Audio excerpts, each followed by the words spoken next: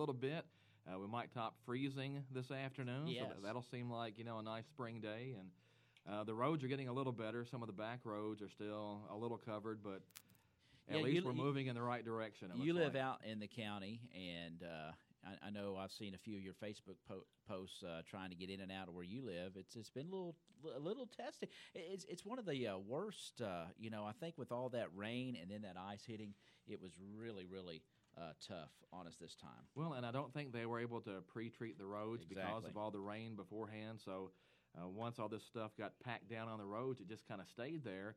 And even when they try to come by and plow it, you just scrape the snow off and the ice kind of stays underneath. But I think the sun's been out enough the last couple of days that it's helped to melt some of it. So even some of the secondary roads are getting better in some spots, but you have to watch out because you think you can pick up a little speed and go a little faster like you usually do, and then you hit a big patch of ice someplace, so you have to be really careful about that. Especially, I've noticed in the evening when it starts cooling back down, from where the roads got better in the day, they deteriorate pretty quickly once the evening sets in. Exactly. Well, we've got sun today. We're up to 12 degrees. Forecast says 32, so that'll help. I mean, that'll be a balmy 32. It'll feel that way anyway. I'm holding out for 33. Yes, me too.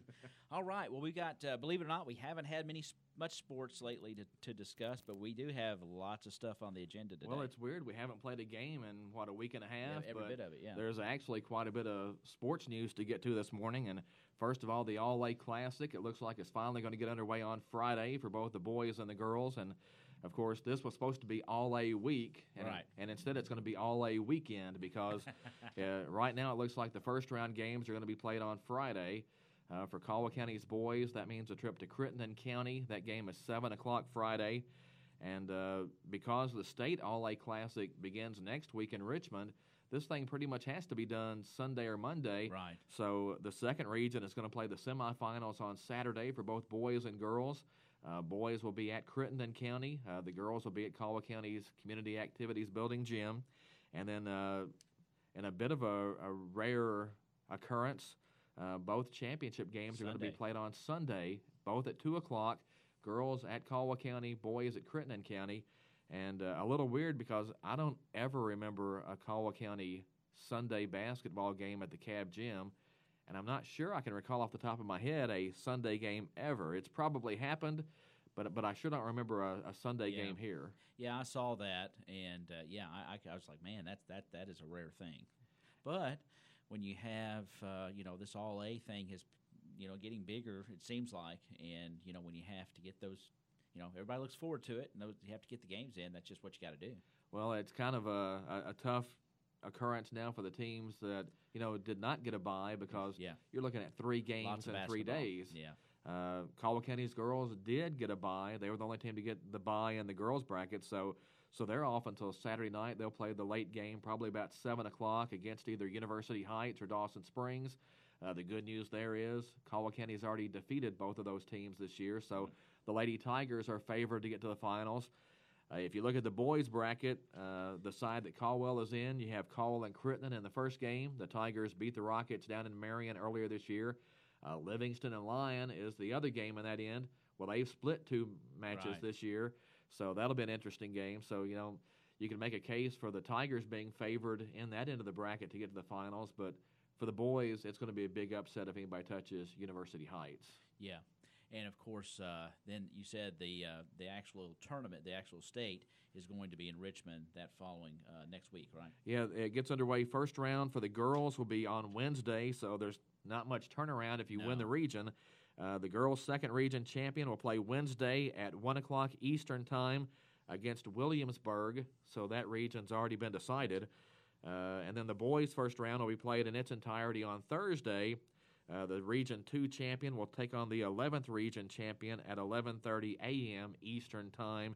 Again, that's at Eastern Kentucky University in Richmond, which used to host the All-A Classic State Tournament. It got away from it for a little while, and now it's back in Richmond. How long has the All-A been in existence? I mean, I know when statewide since 1990. Okay. Now, some of the Northern Kentucky teams played an All-A Classic I think a little before that, but I think it went statewide in 1990. Same guy that came up with the concept in the Northern, it just spread statewide. Kind of spread out. Okay. And Caldwell County has not been in the All-A Classic all that time. As a matter of fact, I think about the first 10 or 15 years, Caldwell County was too big. What happened is, though, we started losing smaller schools across the state because you'd see consolidation. And even in the second region, you used to have West Hopkins, South Hopkins, Providence. Exactly. Well, all those schools were in the All-A, so that kind of bumped Caldwell out. And there used to be an enrollment limit, and I can't remember what it was, if it was 450 or 500 or 425, somewhere around there. For your high school. Right, for the high school to qualify. Well, when they lost all these small schools, the numbers dwindled to the point where it really wasn't a viable state tournament. So instead of taking an enrollment figure, now they take the bottom 120 schools, which Caldwell County is right on that line somewhere. We're on the bubble there, yeah. I mean, there was even one year, a couple of years back, where we were out of it. Okay. And that's what I was going to ask you. Is this for the smaller schools to have an opportunity to say they went to a state because they don't have an opportunity to possibly win a regular state tournament or championship? Yeah, because the Kentucky High School Athletic Association does not classify for some reason. Well, the reason being that the boys Sweet 16 basketball tournament makes a lot of money and they don't want to mess with that. Well, they don't classify. So this was kind of a way to give the smaller schools a chance to compete. Yeah. Of course, I'm not sure Caldwell County fits into that. I think Caldwell County is probably a little too big to be in something called the All-A Classic. And at the same time, when you put the private schools in, you kind of defeat the purpose of having something for the true smaller schools anyway. So, it's a good thing to have for the smaller schools to look for, but there are some issues that I think need to be addressed that probably won't be but should be. Gotcha. Well, at least, like I said, it's going to be fast and furious to get the games in, and we'll try to keep everybody up to date. I've got to look and see what our broadcast schedule is going to be. We're going to have to pick and choose because some of the games do conflict and they're away, so I've got to sit down with the broadcast team and figure out what we're going to do. I'm sure we'll do several of the games, here at the Cab, but we'll just have to just take it, and we'll let everybody know. Well, if you're a Caldwell County fan, the good news is there's no conflict on Friday. It's boys at Crittenden County, That's 7 o'clock, according to Coach Daniel Kukihiko. Right. So you can make it to that game. Then Saturday, if the boys win, they would play the first semifinal at 5 o'clock at Crittenden County. The girls are already in the second semifinal about 7 o'clock here. Right. So, with the gyms being about 30 minutes apart, provided the roads are good, you could do both games. Yeah, for the most part. You figure about an hour and a half at Crittenden County, then 30 minutes getting back. You'd be cutting it close, but I think you could make most of that. The problem is if both teams get into the finals on Sunday, those are both at 2 o'clock. Yeah. So you might have to do some choosing unless they tweak the schedule a little bit. Right. I would have liked to have seen them played, one set of semifinals Saturday afternoon and the other ones Saturday night so that everybody could get to it. Stagger it, yeah. But for whatever reason, they did not, and they didn't choose to stagger the Sunday games. But it's actually just a pretty big deal when you look at some of the schools that are in it that they approved the Sunday games anyway, because that's something they usually would not want to happen. I was surprised at seeing that, on all honesty. But like I said, you're kind of under pressure to get these things played, and if you get too far into the beginning of the week, I mean, then if you do make, you got to turn around and do that traveling and issues like that. So well, and if something else were to come up, you really have no place to go to after that. So it almost has to be done Sunday or Monday at the absolute latest. If you do it Monday, then you're looking at maybe Tuesday having to travel. Yep. If you're the girls' team, you play Wednesday. That's a pretty tight schedule. It certainly is. So, well, all right. Well, good luck to our both our boys and girls basketball teams in the All-A, and we will keep you up to date of what's going on here at the Tiger, and of course in the Times Leader. Great coverage as well. And I'm not sure of all the start times. I know those first round games are at different sites. Right. I'm almost positive they're all Friday night, but you may check. I think some of them are 6 o'clock, some of them are 7 o'clock. So if you're going to go to those games, just check with somebody. I've been trying to update on Twitter as much as I can. Right. We actually got the newspaper done a little early on Tuesday because of the weather coming in. So when some of these changes were made late Tuesday, our paper was already done, so they didn't make it into the sports section. But I'm trying to update those best I can. Right. It's at Todd Griffin 100 on Twitter if you'd like to follow. It doesn't cost anything, except maybe you have to look at some of my half-baked opinions and comments sometimes. But other than that, it's free. All right. Yes, we'll take it. It's good stuff, though. Yeah, follow Todd on Twitter. You will definitely stay informed, no doubt about it. And some other big news coming out, while we were off from games was the preliminary football realignment numbers that show Caldwell County eligible to go back to Class 2A after a 4-year stay in 3A, which, that doesn't affect the upcoming season. That would start in 2019 and would go through 2022.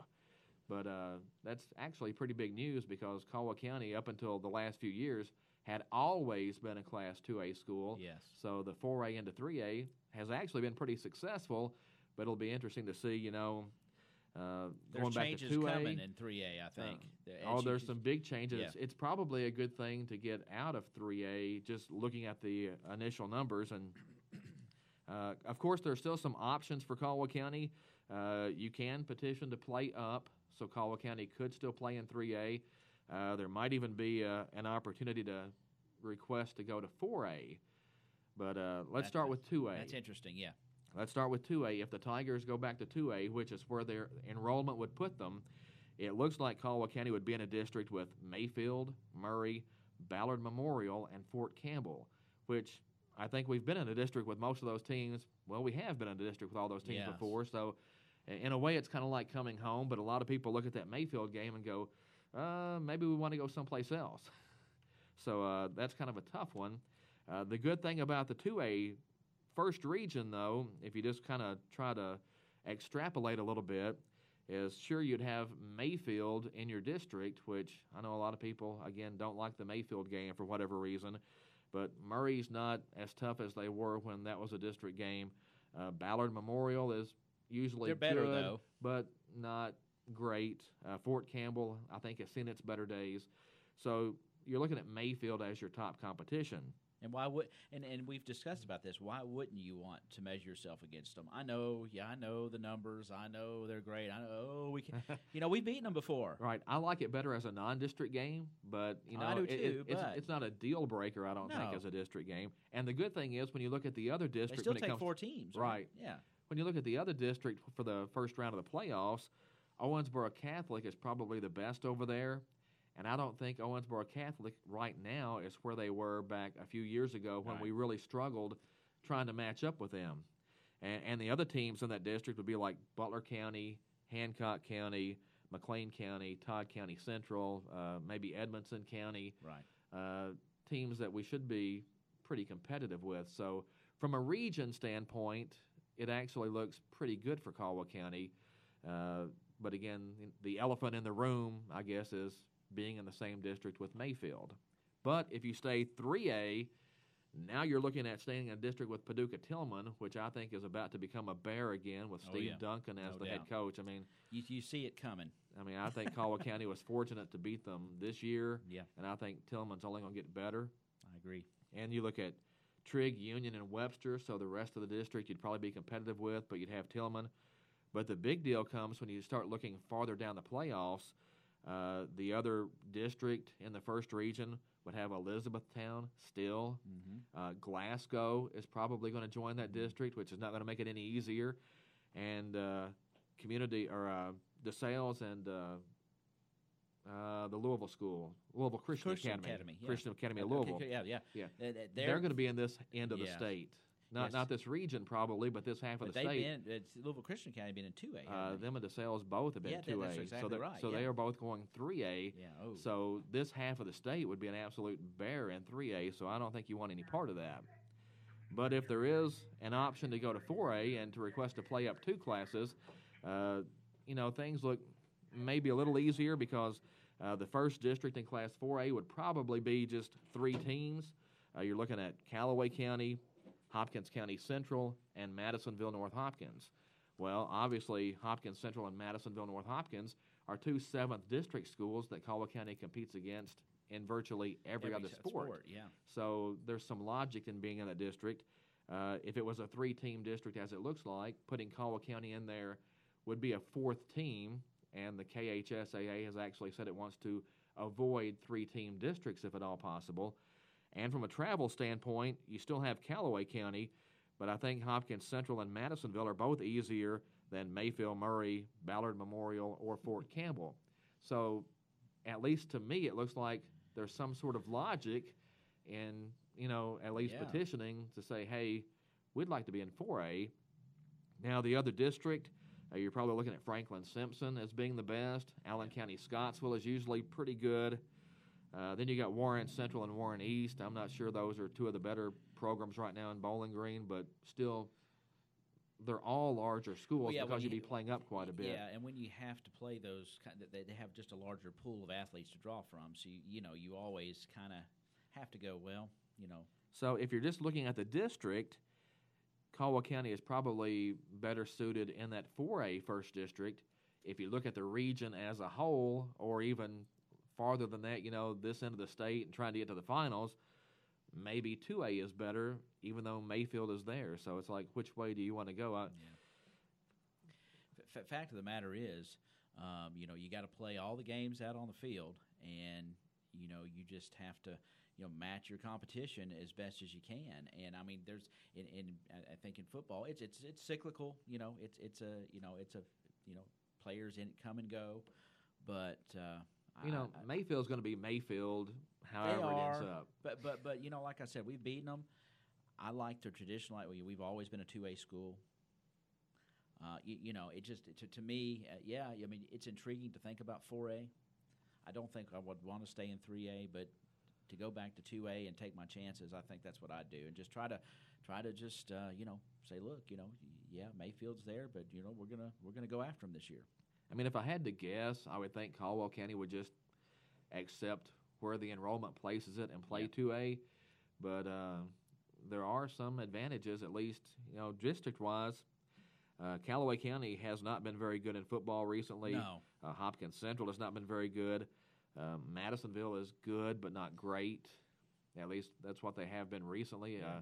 I think if Caldwell County had been playing those schools, they would have handled Callaway and Hopkins Central pretty easily the last 4 or 5 years. Yes. The Madisonville game would have been a game, but I think Caldwell County probably would have been a little better. Yep. So that's where you're looking at there. Again, it just depends on how far down the road you want to look. The road is there in 2A to get to the regional finals. If you have a good team, Mayfield's always going to be waiting. But, if you're the 2 seed from this district and can beat the 1 seed from the other district, you can at least keep that regional final streak going. And the Tigers have been in the regional championship game 6 straight years. Yeah. And no doubt, no reason to think that we don't have a shot of being there again next year. And if you go 4A, I actually think the Tigers are going to be pretty good this coming fall. Do too. So, yeah. I mean, that's what I'm saying. We and again, this alignment would take place in 2019. 2018, we're still going to be in the same district. Everything's still that's the right. same. That's so, right. But they have to get these numbers out. Have to give all the schools a chance to either say, "Hey, we'd like to play up." Some schools will decide the district's too tough and they don't want to compete for the district, so they'll drop out of the district, just play a 10-game schedule and call it a season. Right. I'm not really sure why you would do that. And do people still do that? Yeah, there are some schools that will just drop out and just play play their season, an independent schedule and be done with it. So you have to take all those things into account, because when the KHSAA finally gets to the realignment or the alignment, I guess, it's going to place 32 teams in 1A and 6A.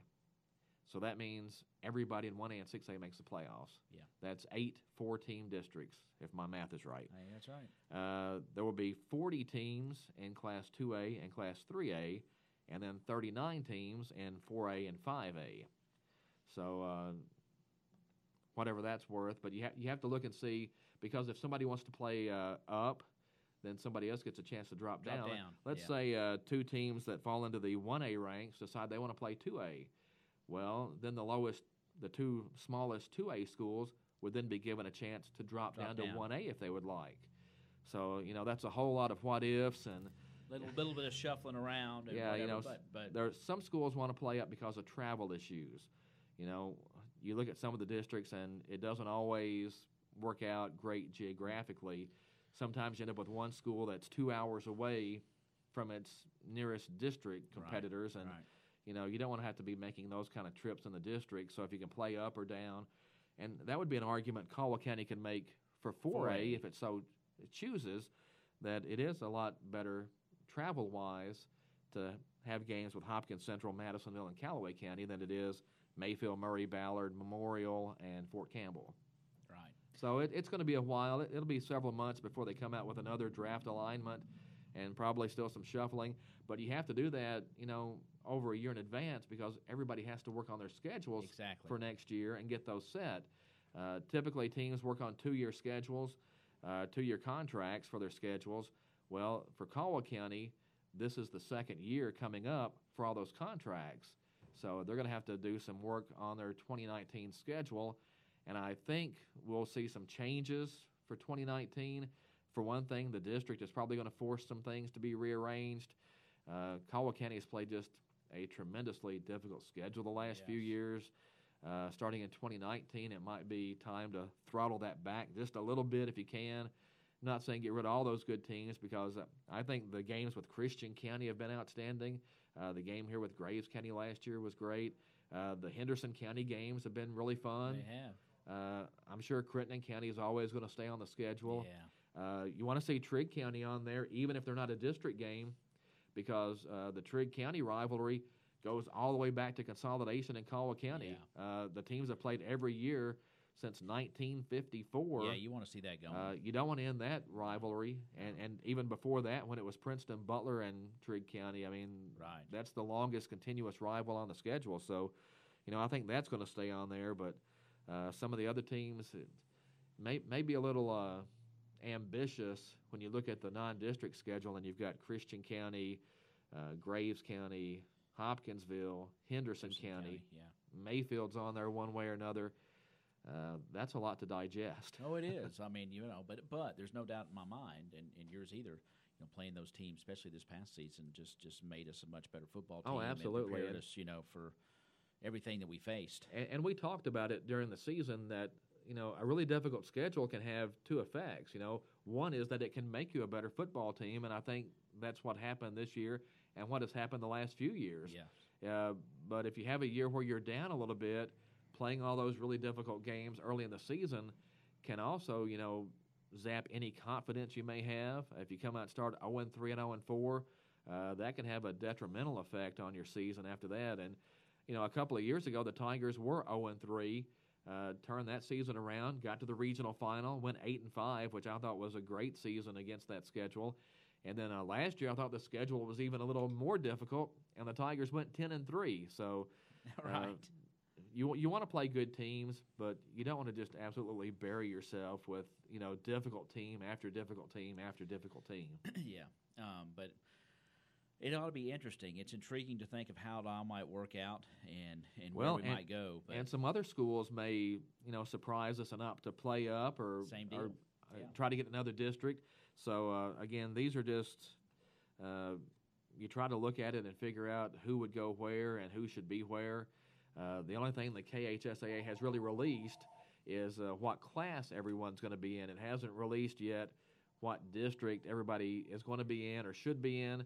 So it'll be interesting to see how this all finally shakes out. Let's take a quick break, and we'll come back here on the Tiger. Listen to Tiger Talk at 9:29. Stay tuned. Here's a reminder from your Princeton Electric Plant Board. Meter tampering is dangerous. Tampering with an electric meter is not only dangerous, it is dishonest and against the law. Stealing electricity by tampering with an electric meter may result in your arrest and can even risk your life. Tampering with meters results in increased utility bills that everyone has to pay. If you see anyone tampering with an electric meter, call the Princeton Electric Plant Board right away at 270-365-2031. Princeton Electric Plant Board, Princeton's #1 energy source.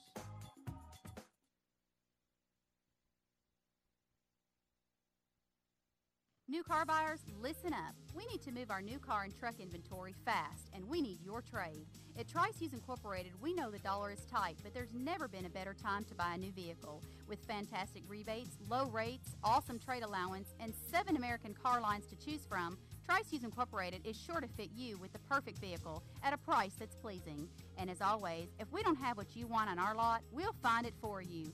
Don't go out of town for a good deal. Stay in town for a great deal. Tri-Seas Incorporated, where your trade is worth more.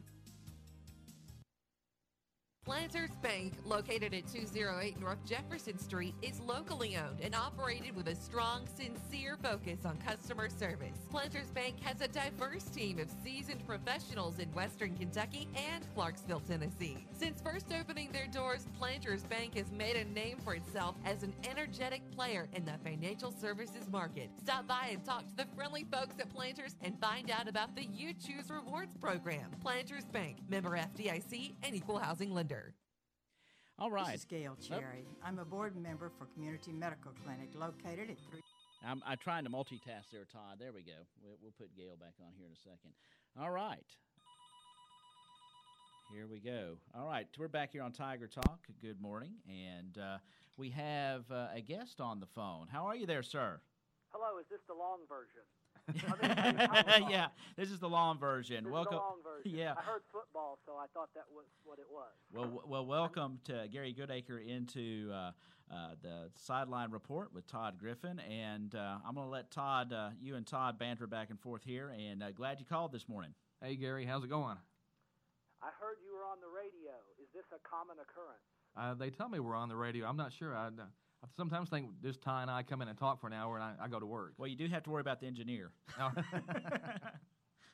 So what are your thoughts? I'm glad you brought up the football. Yeah, what are your thoughts on the... There are a lot of moving parts there. Adam and I were looking at the message boards, and they had a nice little Google map, one of the posters, about where they were. And when you look at it geographically, the things you talked about made a lot of sense, especially with the 4A district being 3 teams. I had to step out. Did you mention the possibility of seeding the semifinals? No, we hadn't got to that point yet. That would play into the fact that you don't necessarily have to look at Region 2 as your automatic opponent. Yeah, that's true. In round 4. If they're going to seed anyway, what mechanism, we don't know. You really almost just have to look at the region, and you can't really worry past that because you don't know which region you'd play should you be fortunate enough to make it to round 4. Right. We didn't really talk about that, but the KHSAA has pretty much approved that they're going to try to have some kind of seeding formula, whether that takes in the Litkin House ratings, the Cantrell rankings, Max Prep, whatever. I'm not sure that I've formed an opinion on that just yet. That's pretty interesting, though. On the surface, it seems like a good idea. I think for me, it's going to depend on how they try to implement that. I think they need to look at expense issues. If we say we're to win the region, but by seeding we were sent to Corbin, or vice versa, Corbin sent to us. If you truly have a Region 1 going to Section 1, if you will, going to Section 4, there would be expenses of mileage on a bus. You'd almost have to look at hotel. I think if they're going to do that and stay true to the fact that you could have a 6-hour to 7-hour drive, then they need to step up and subsidize that to some extent. Maybe I ought to try helicopters. Well, I'm just joking now. Well, that actually happened, not the helicopter thing, but a few years ago, one of the first-round playoff games in 6A was Boone County at McCracken County. Boone County was 0-10 and had to make whatever it is, a 6-hour ride on a bus to McCracken County to get killed and then go home. That's kind of crazy, especially when the state is trying to take away transportation money. And, Yeah, and if you've seen the recent budget proposal, I mean, there's a lot of funding. I didn't see if there's any particular athletic aspects of it, but it's going to affect school systems in some way, shape, or form. It's not cheap to take a bus 6 hours. No. But I don't think that the mechanism has been worked out yet. Is that what you were saying? Yeah, that's what I don't think they've figured out exactly how they're going to seed the teams. Surely, I mean, geography has to figure into it some way. I mean, that's why we have the system we have before, because theoretically it's a lot quicker and cheaper to go, to someplace on this end of the state as having opposed to go to, wherever in eastern Kentucky or even central Kentucky to play an early round football game or even a state semifinal. I mean, exactly. But if you are, let's say, the true number 1, and metrics aside, it's fairly obvious you're the number 1, and you're either far east or far west, and the clear 4 is the opposite. Are you going to say, no, I don't care if it's 6 hours. You said it would be seeded 1 through 4. Don't mess that up just because we happen to be 7 hours apart. I mean, let's say in 2021 we somehow are the number one. We're 13-0, and by all accounts, great. And the team in far eastern Kentucky slipped through at 7-6 somehow. Are we going to say, you're right, geography should matter? No, we want the team that is truly the 4. So this is the consequence of having a state. From a competitive standpoint, you want that number 4 seed, but somewhere somebody has to step in and say, this isn't good for either school, or especially the traveling school, because, again, you can get in situations where it's 6-7 hours on a bus to get to a football game. But that's the weekend where there's no school Friday. That's true. And that's what they'll say is, if you're going to do it, are you committing all the way? Or are you then going to say, but that only affects 2 of the regions, because the middle 2 theoretically would have a drive in either case, and they probably don't care as much because they're going to have to drive the same rough amount. It's the 1-4 scenario. I think it'll be interesting. I think the classification that you did talk about that I heard, you can make a good argument in 4A geographically, but that's, as you said, so many moving parts. If you look at 6A, I don't know any school that will willingly jump 5 to 6. Can you? I mean, unless it's geography, and they know not they're in this going end to of the get state for either sure. one anyway. You almost have to start looking at. You can't just say, well, whatever is on paper right now is the district I'm going to try to play into. Right. Because what if, I think I saw on one of the boards that Hopkinsville and Logan are on the bottom of 5A. It could turn out they get to fall, and then we're assuming that there's 3, and then they go later. But no, the way it worked out, Hopkinsville's there anyway. Do you still want it? And then it becomes a domino effect. Oh, yeah. All the things we've looked at so far are very, very, very theoretical. Yeah. But I It's do interesting. like the fact that we have options because of our success.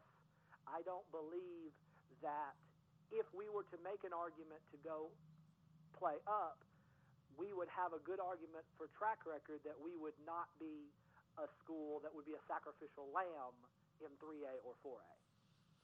Well, we could compete. yeah, And if truly being competitive is one of their criteria, I think our 6-year track record would speak for itself. Oh, yeah. And I don't look at going to 2A as a bad thing. No. I think that's a good thing. I just think that, it could potentially work out where there's a better option in 4A.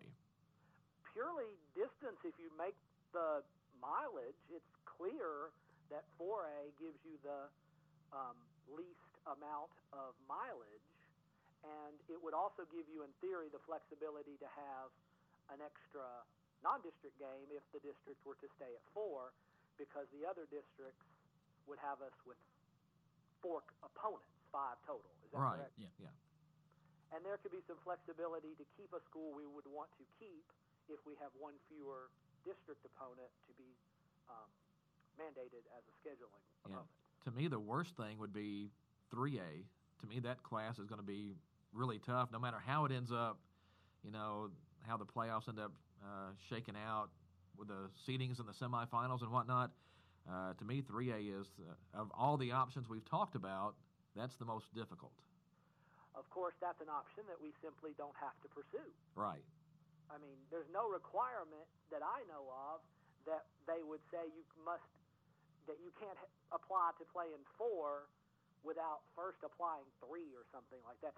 I mean, we have a bird in the hand. We know what the enrollment numbers say. We know what that is. There's no obligation to even try 3A, which is, in my opinion, a good thing. You just analyze 4A, and if Hopkinsville or Logan were to fall in it, I don't think that's a deal breaker. If you want 4A, you either want it or you don't.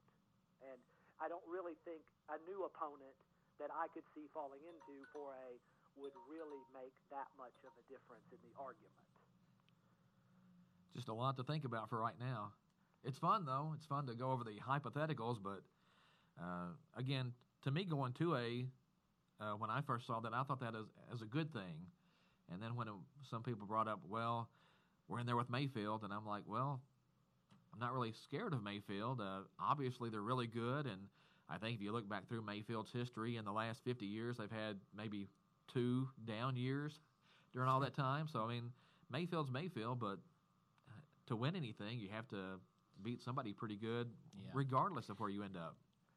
That's true, but every drive in 2A is at least, 50 minutes? Yes. Plus getting on base. Yes. So I think your geographic argument would hold a lot more water if you were to truly make 4A on a geographic argument. I think that's an easy one. The question is it really a better one? And the 4A thing puts you in a district with schools that you're already familiar with, because we're in a district with Hopkins County Central and Madisonville. So there's definitely some ease as far as scheduling and communication there. And there's just some basic sense there, I think. You would think. With Again, that as well. if it all works out this way, like Gary said, there's no guarantee that 4A first district is going to be a 3-team district, that there may still be some shuffling. So, again, we're just kind of throwing things at the wall now and seeing what sticks. Great insight from you, Gary. Well, I wanted to bring up the fact that the region, you really can only look past Region 1. That's the key to this whole argument. So thank you for allowing me to talk football. And basketball, I think is going to be very interesting getting these games in. The weather looks good for the Friday, Saturday, Sunday games. But that is one thing to think about in classification. I don't know when we'll ever get classification in anything basketball related. The only thing we can hope for is maybe we can get some of the other sports like baseball and soccer to be classified.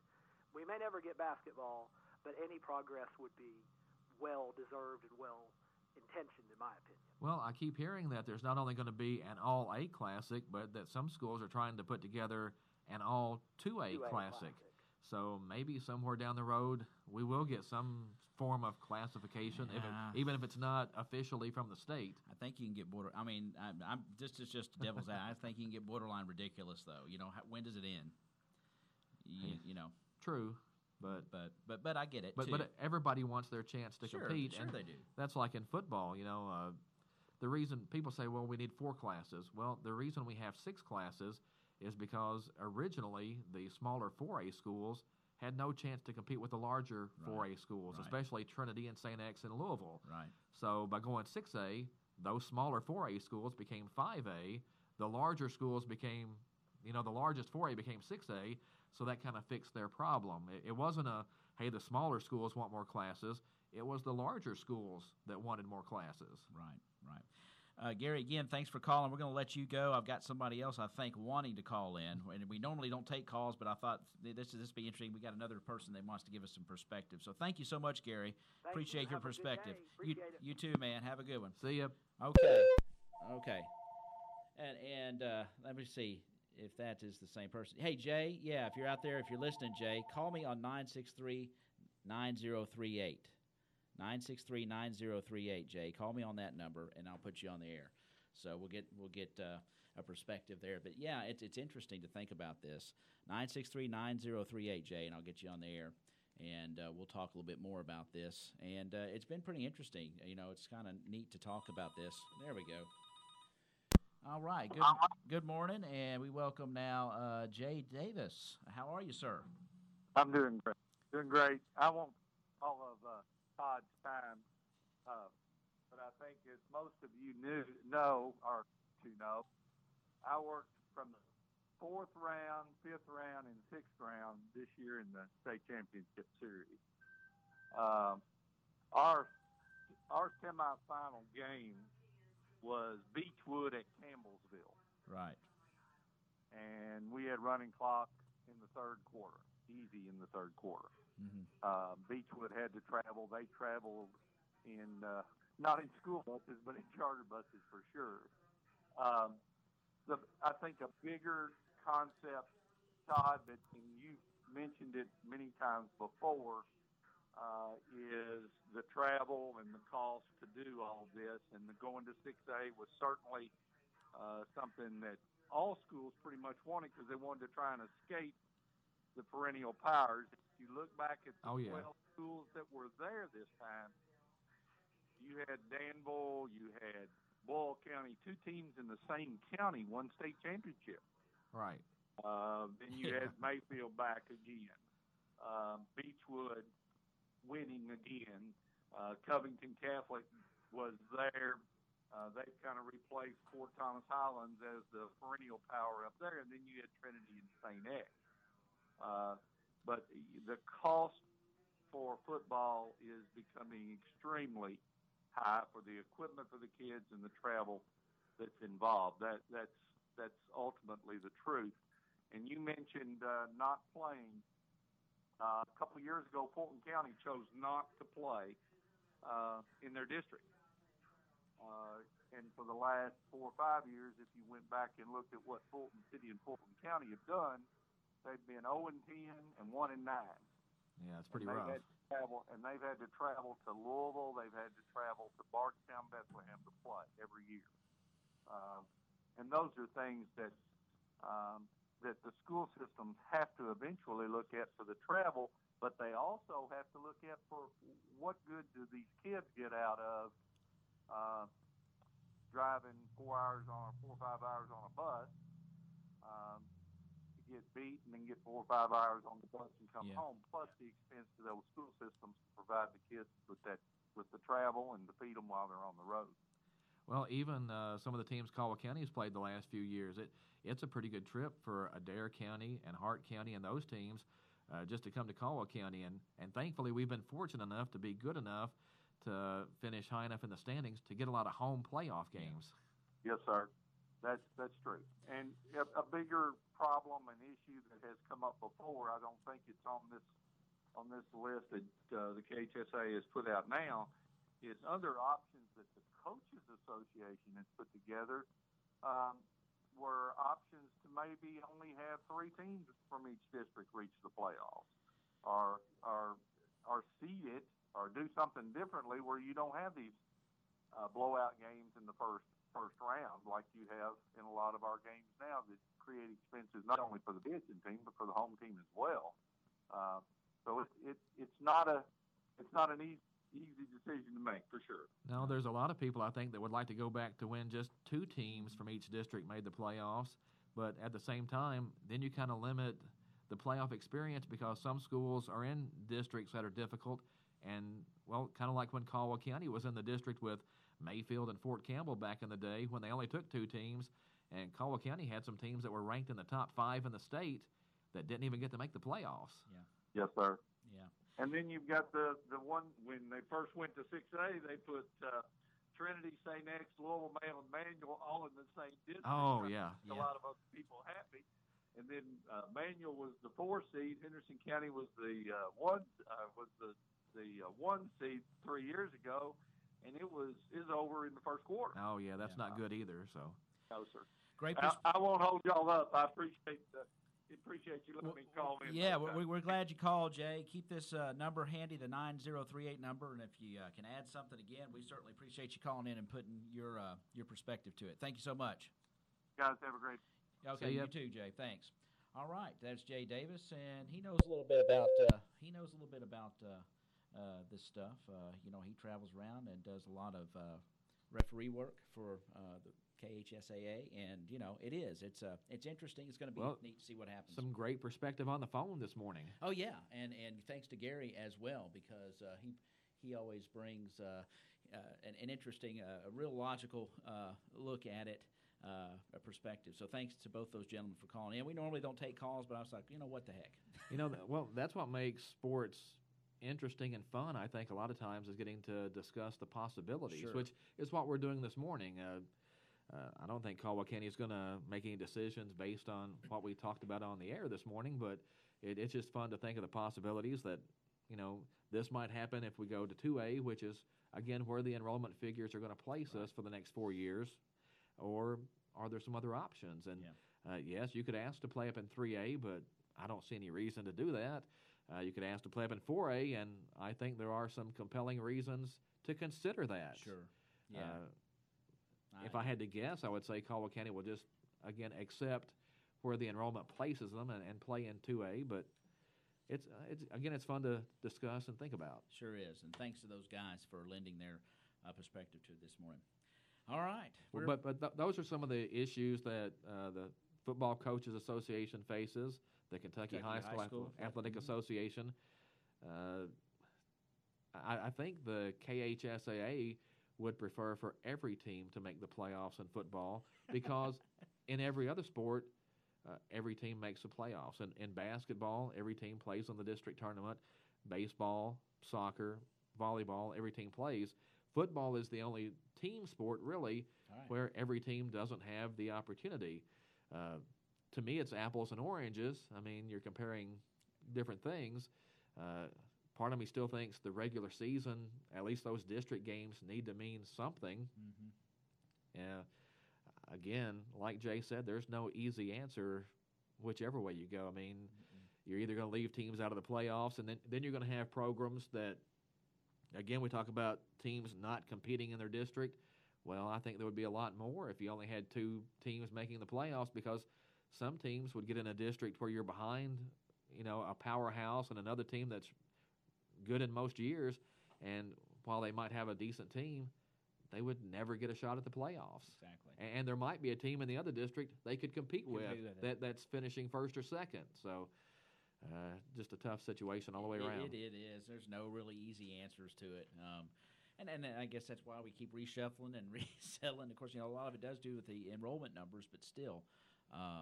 And a lot of schools are out there trying to figure out the same thing. Sure. Well, do we want to play in this district and in this class, or are we better off playing up in a class? And sometimes maybe a school will decide, hey, we're better off financially to play in this class, when competitively we'd be better off staying in the other class, and that's a tough situation. What if they just said, you know what, here's your enrollment numbers, you're playing where your enrollment is? Well, again, you end up with some teams or some schools that geographically are so far from the nearest like-size schools, that you could easily end up with a school out there having to play 3 district opponents that are 2 hours away. Yeah. I mean, there are districts out there that get so spread out that by the time you start looking at playoff games too, you can be driving all over the state. No kidding. Very, very interesting, and a great topic to talk about today. And again, appreciate those guys' perspectives that called in, Gary and Jay Davis. So, thank you. That was so a lot much. of fun. Yeah, it was. So, more of that kind of stuff to come, hopefully. So, where are we going now, man? Well, I did want to mention when the KHSAA brought all this out, there was also another little thing that maybe a lot of people missed, and it's going to affect volleyball next year. And that's that the volleyball season is going to start 1 week earlier than usual. That's so that the state tournament can avoid the Breeders' Cup in Louisville. Every now and then you have to tweak the schedule just a little bit, and the first official volleyball games next year can be played on Monday, August 6th. So that's pretty early. That's usually golf is starting about that time, and most of the other sports, it's another week or 2 before they can get their seasons officially underway. But when you start talking about playing regular season games on the 6th, that means you have your scrimmages before that. So you're looking at the end of July, those teams for volleyball getting underway. It also means the district tournament for volleyball starts October 8th. And I think in the last few years, it's been easy from a coverage perspective, because you have district soccer and district volleyball a week apart. Well, this coming year, they're going to be the same week, which means your regional tournaments are going to be the same week. I think we caught a break this past year where you had regional soccer being the same as district volleyball, which helped us out because regional soccer played Monday and Tuesday. Caldwell's girls drew a bye to the championship game in volleyball, so I think that was Thursday if I remember correctly. Yeah, that's right. So it's kind of spread out to where we got to cover. Yeah, we got to be at all those games, games, and we may run into some problems coverage wise. Of course, that's not anything anybody else has to worry about. But if you're the newspaper or the radio station, that's something we kind of look at. Makes it pretty tough. I do have one more perspective. Will Brown says 4 classes. Go back to 4 classes. 4 classes, top 2 teams make the playoffs. Well, I don't know that I would necessarily be opposed to that on the surface, but again, when you go back and look at the whole 6-class situation, it was the smaller 4A schools. They have no way to compete against Louisville Trinity and Louisville St. X Both of those are private schools. They can virtually recruit whoever they want legally. They have hundreds of kids on their football teams. Well, you start looking at the smaller 4A schools in the old 4-class scenario, there's no way. Nobody will ever win state except one of those schools.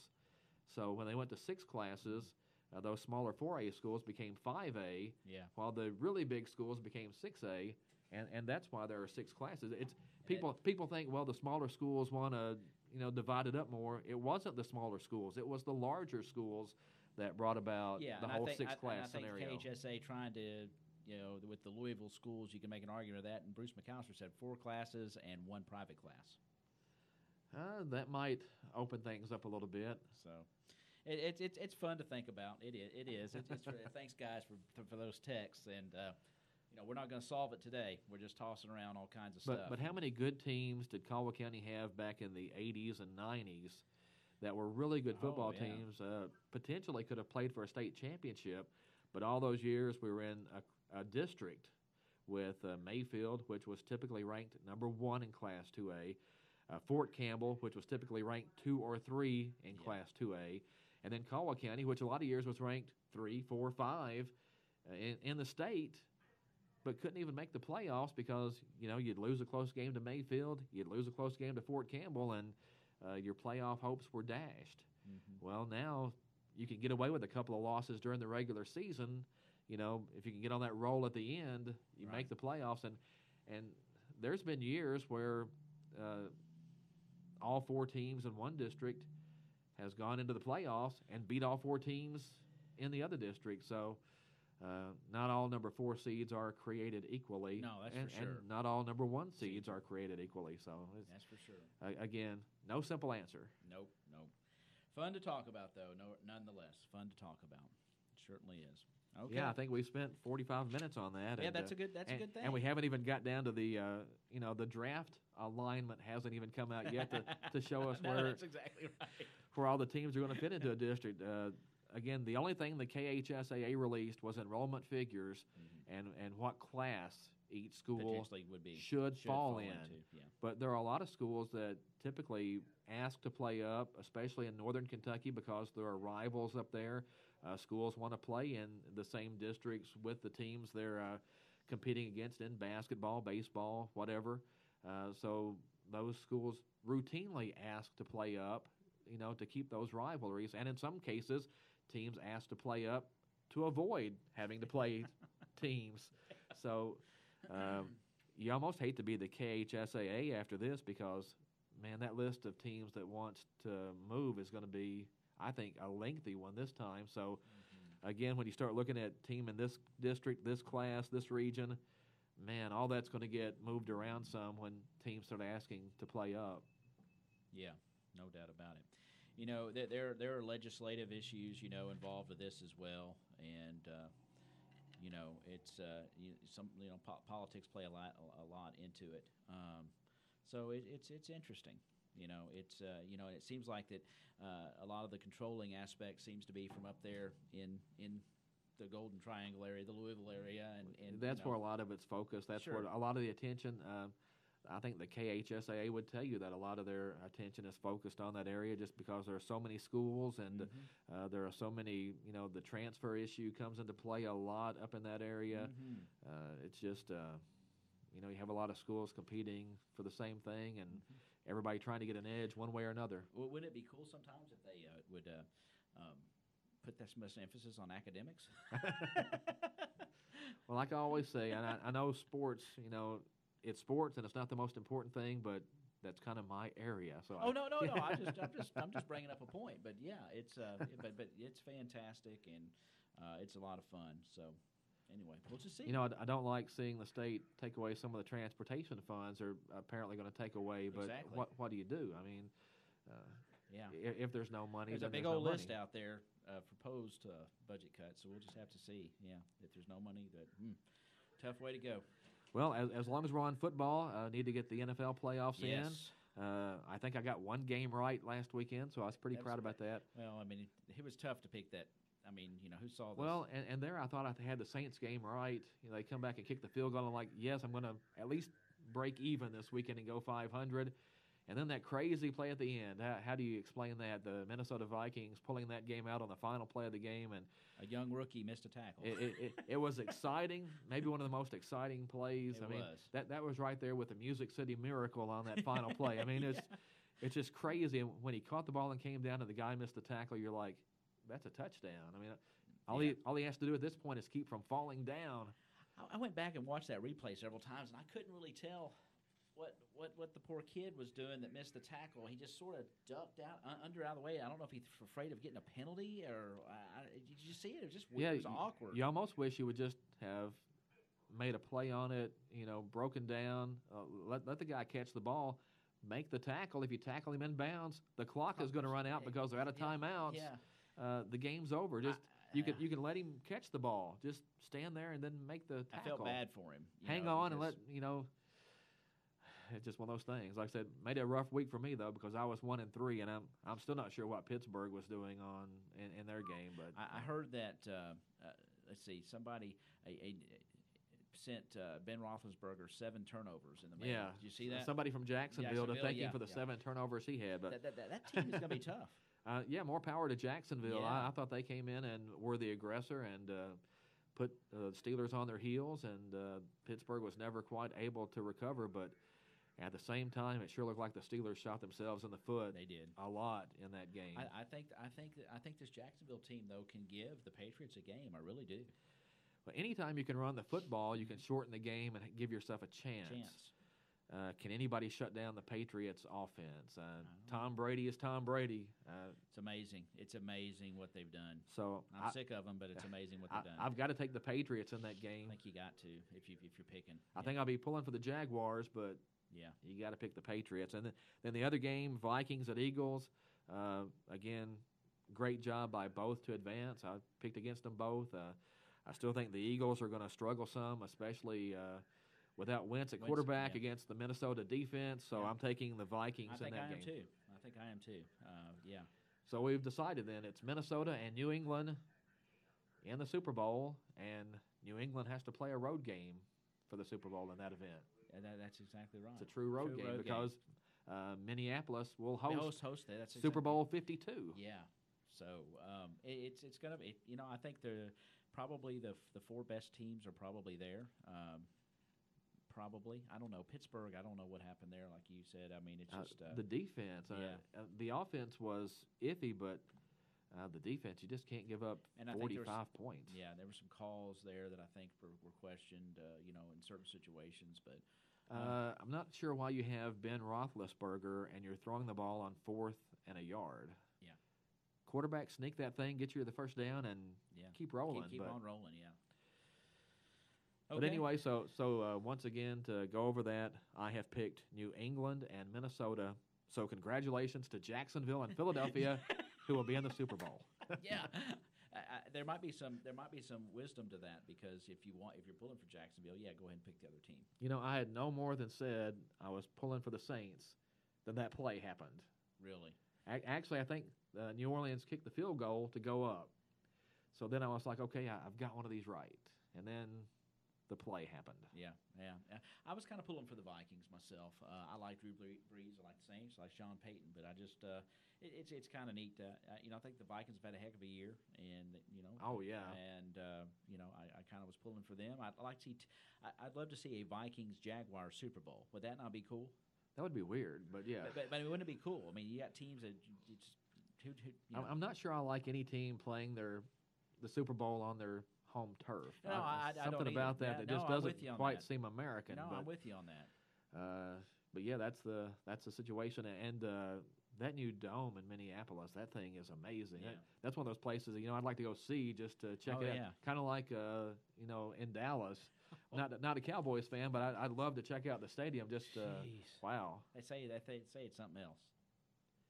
So that's where we are. The Super Bowl is February 4th in Minneapolis, and man, I don't see anybody beating the Patriots at this point. I just don't. Probably not. I'm going to go with the Jags. All right. I'm going to go with the Jags. Well, we had our top 5 movies this week, but I think we're gonna have to postpone that until next week. You want to do that? Yeah, let's do that. Okay, and, these are our comedies, our favorite yes, comedies. favorite comedies. Favorite and comedies.